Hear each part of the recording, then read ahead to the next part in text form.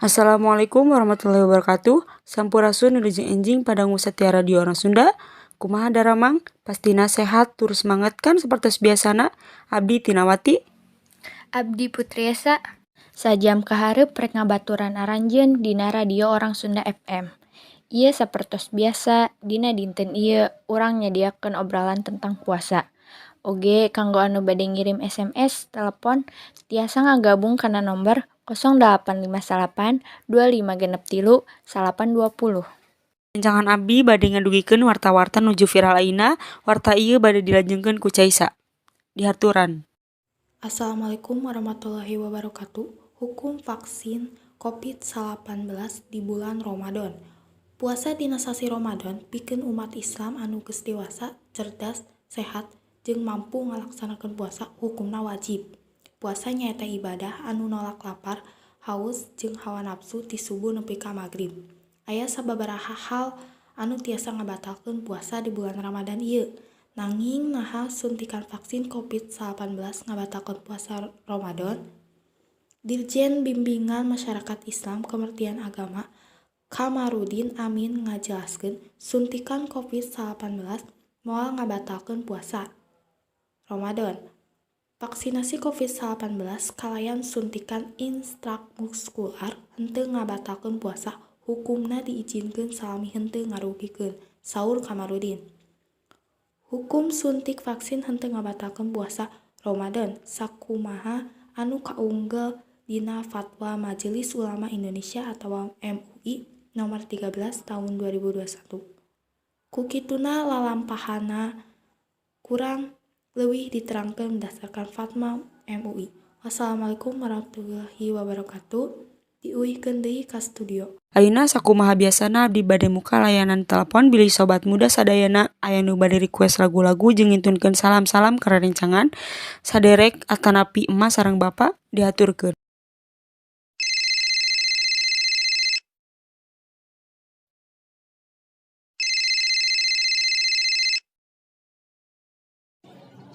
Assalamualaikum. Waalaikumsalam radio orang Sunda. Kumaha damang Kang? Alhamdulillah damang sawangsulna. Bade naros naon ka Ibu Ustazah teh? Ibu Ustazah kumaha wae amal-amalan pikeun nyiapkeun bulan puasa bade nitip salam sareng mundut lagu. Salam kanggo keluarga abi anu jauh margi abi teu tiasa uih lebaran ayeuna. Bade mundut lagu lebaran teu bisa balik ti Iwan. Hatur nuhun teh. Wassalamualaikum. Waalaikumsalam. Mangga Ibu Ustazah diwaler pertanyaanna. Assalamualaikum warahmatullahi wabarakatuh.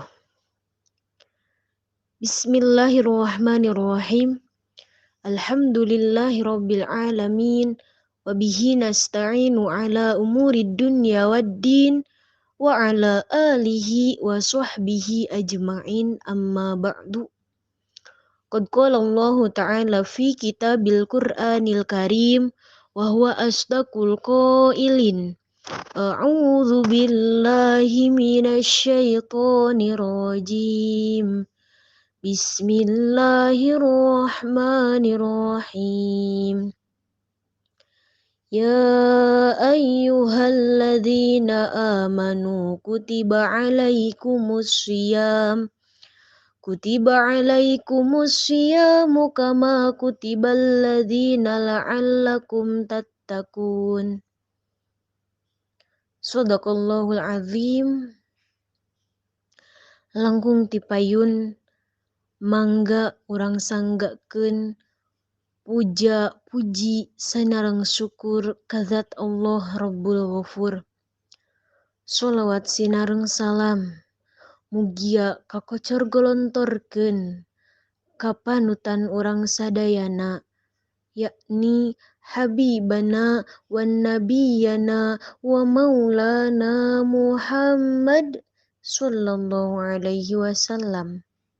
Teu hilap ka keluargina, ka sahabatna, tabiin atba'ut tabi'atna, malah mandar dugi ka urang sadayana salaku ummatna. Mudah-mudahan kenging syafaat engke di yaumil qiyamah ti mantenana. Amin ya Allah ya rabbal alamin. Alhamdulillah, hadirin jamaah rahimakumullah. Sakedap deui urang teh bade mayunan bulan suci Ramadan. Anu mana dina eta bulan teh Allah sangat ngamuliakeun. Mangga urang sasarangan heula ngadoa supados urang teh didugikeun kana bulan Ramadan. Allahumma barik lana fi Rajab wa Sya'bana. Allahumma barik lana wa ballighna Ramadana. Mugi Gusti ngabarokahan dina Rajab sareng Sya'ban. Mugi Gusti ngadugikeun ka abdi kana Ramadan. Amin ya Allah ya rabbal alamin. Hadirin rahimakumullah.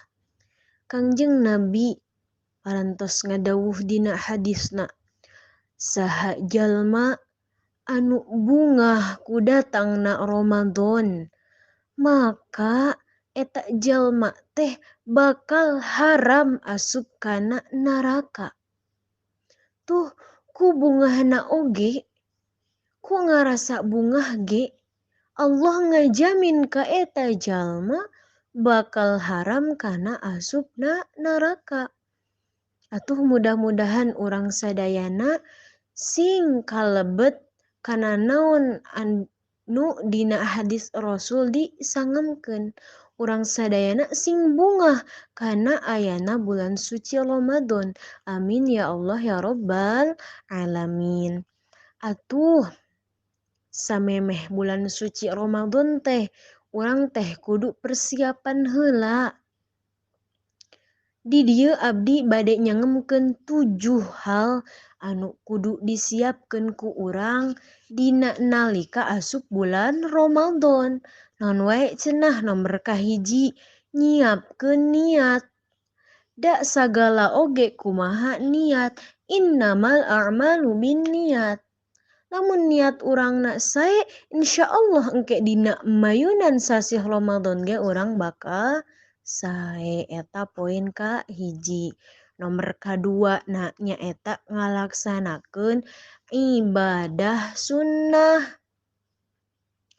Sakumaha patokan sunat, mayusabu ala fa'lihi wala yu'aqabu ala tarukihi. Sunnat mah diganjar ku migawena, teu disiksa ku ninggalkeunana oge. Seperti naon cenah? Seperti mere ka anak yatim. Seperti ibadah naon cenah? Duha, tahajud, witir, sok leukeunan ti ayeuna keneh ngarah engke pas datang bulan Ramadan teh jadi biasa. Kan engke mah dina bulan Ramadan aya salat sunat taraweh. Jadi lamun urang salat sunat heula ti samemehna terus-terusan, maka pas datang bulan Ramadan teh pas salat tarawih teh moal seungah. Eta poin kadua. Poin katilu nu ku urang kudu dilaksanakeun samemeh bulan Ramadan teh nyaeta saling bermaaf-maafan, sing silih hampura. Antar muslim jeung muslimah komo deui, ulah berpecah belah. Sok silih minta hampura heula, tamana ka kulawargi, umumna ka masyarakat sadayana, kata tangga ka para guru sok silih hampura heula. Jadi engke pas bulan Ramadan teh regreg. Unek-unek sok kaluarkeun heula. Nomor kaopat, nuku urang kudu dilaksanakeun samemeh bulan Ramadan teh nyaeta ziarah ka kubur. Sepertina teh inung bapa urang geus teu aya sok datangan heula ka kubur. Guru urang tos teu aya sok daratangan heula ka kubur. Sabab ngarep-ngarep ku datangna urang ngadoakeun ka anjeunna ti kacaketan teh.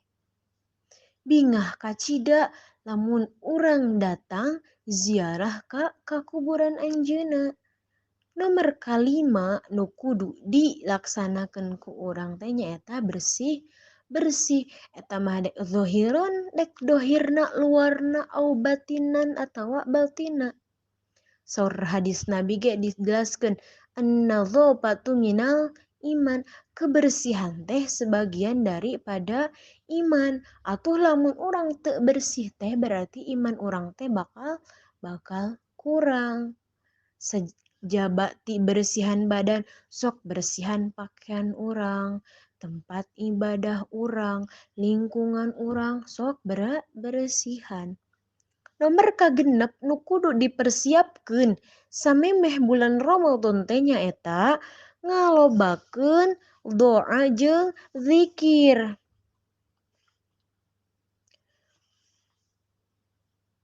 Nabi ngadawuh dina hadisna masalul ladzi yadhkuru rabbahu walladzi la yadhkuru rabbahu masalul hayyi wal mayyit.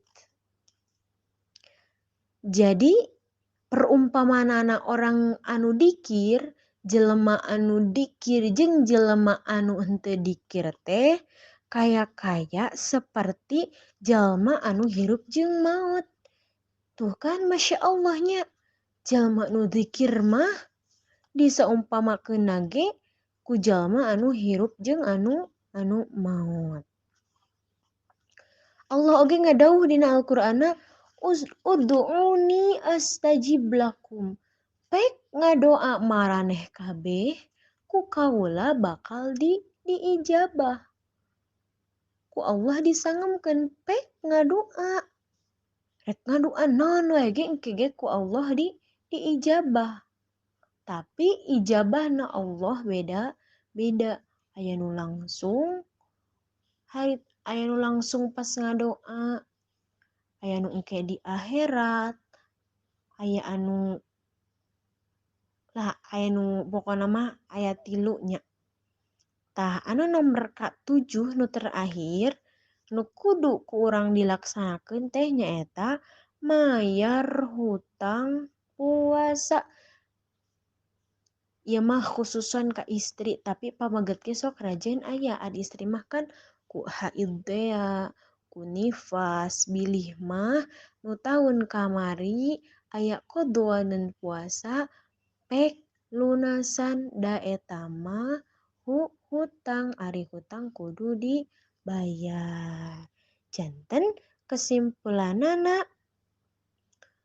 aya 7 hal nu ku urang kudu dilaksanakeun dina samemeh bulan Ramadan.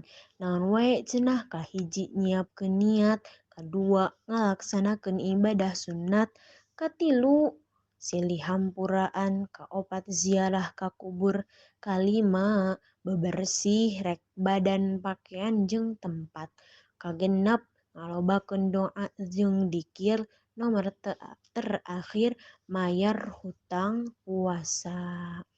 Sakitu anu cekap ku simkuring disangemkeun mah, mudah-mudahan seueur manfaatna khususna kangge pribados, umumna kangge urang sadayana. Ditutup ku doa, Rabbana atina fid dunya hasanah wa fil akhirati hasanah wa qina adzabannar.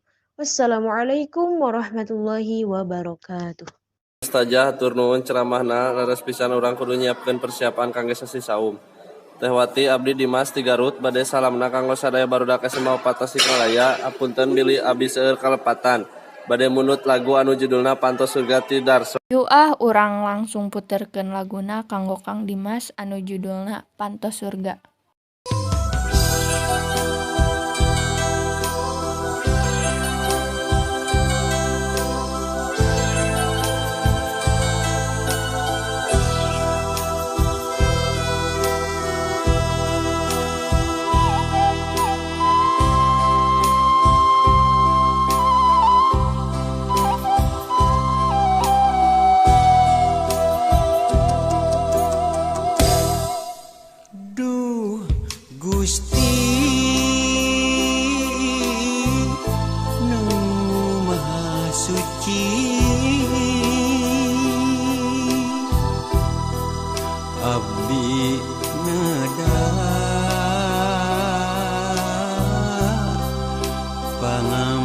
hampura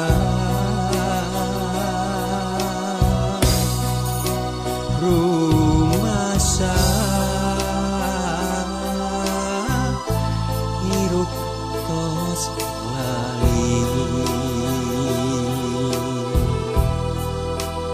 tos sering midama dosa ayeuna hirup keur tumiba tunggara daya batasna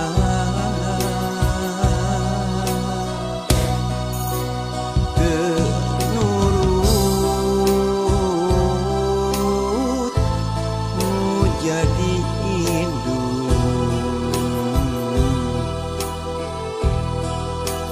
ayeuna rasa kaduh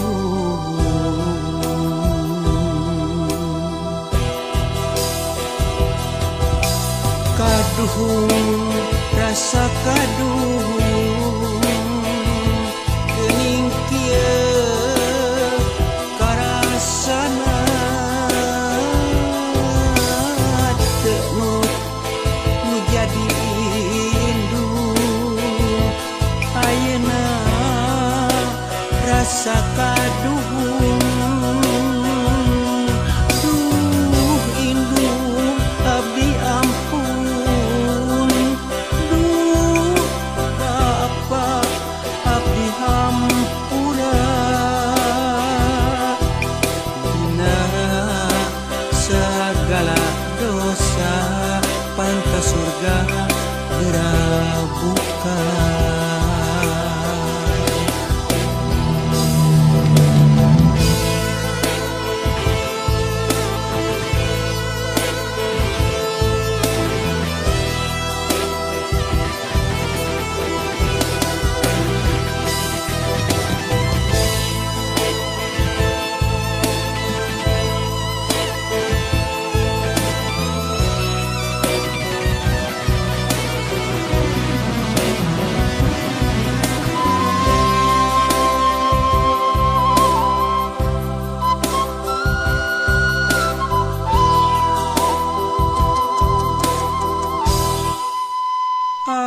ayeuna hirup keur tumiba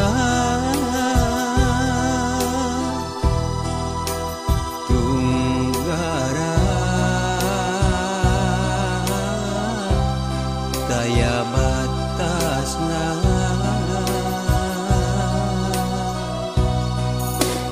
teu nurut nu jadi indung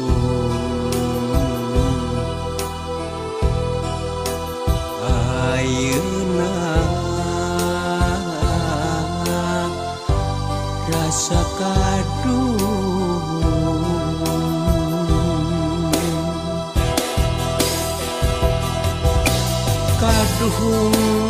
rasa kaduh geuning kieu karasana teu nu jadi indung ayeuna rasa kaduh duh indung abdi ampun duh bapa abdi hampura dina sagala dosa pantas surga geura buka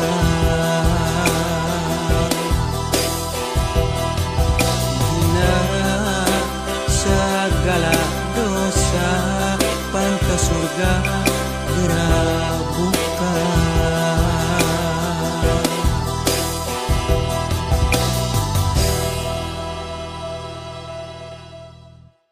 Lajengna urang baca-baca salam heula ti pamirsa. Ieu aya sababaraha hiji SMS anu lebet. Hayu urang maca heula. Assalamualaikum Ibu Ustazah sareng Teh Wati nu geulis abdi Deswita ti Gunung Koneng bade salam kanggo barudak 11 mimpat 3. Kade persiapkeun kangge puasa barudak kade hilapnya engke bade bukber. Teh bade mundut lagu dina amparan sajadah darso hatur nuhun. Urang kupingkeun lagu sasarengan kanggo Teh Deswita anu judulna Dina Amparan Sajadah.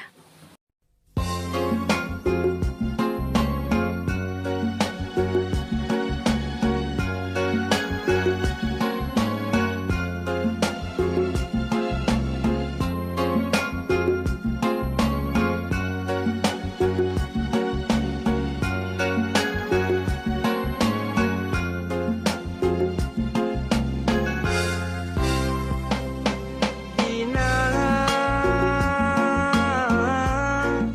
amparan sajadah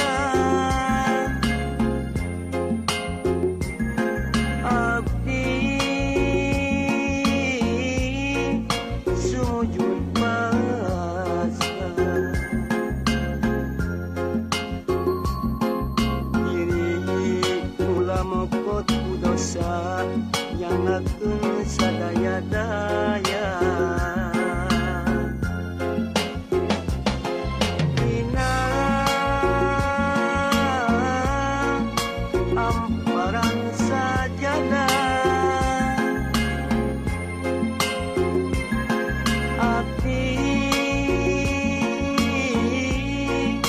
sumujud pasrah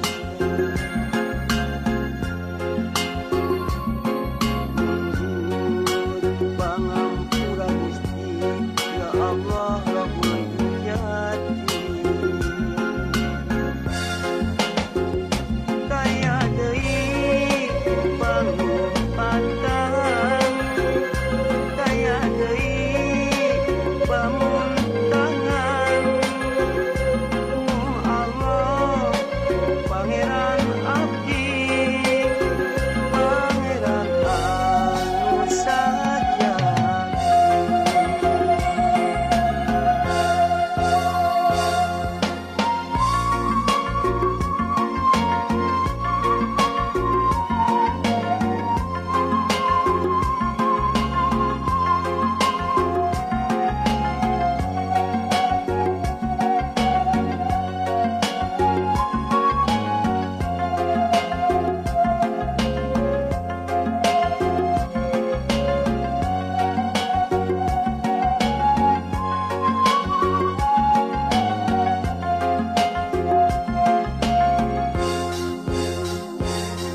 dina amparan sajadah abdi sumujud pasrah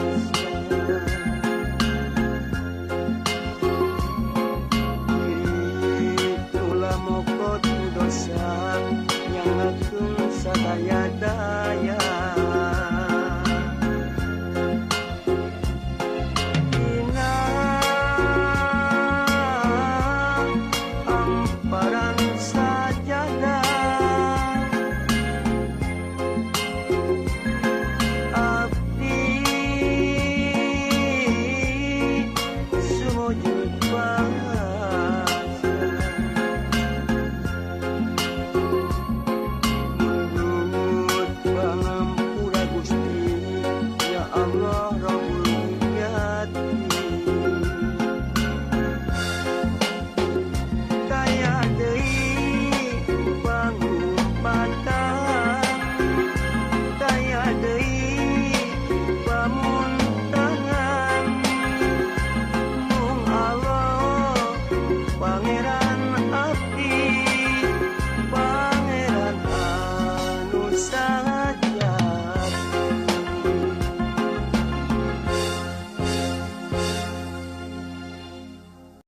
Limited edition acuh saya ti Bandung. Nu sanes mah moal bakal boga. Dijamin HD, mangga geura pesen edisi kawates khusus ayeuna hungkul. Meser 3 harti 1.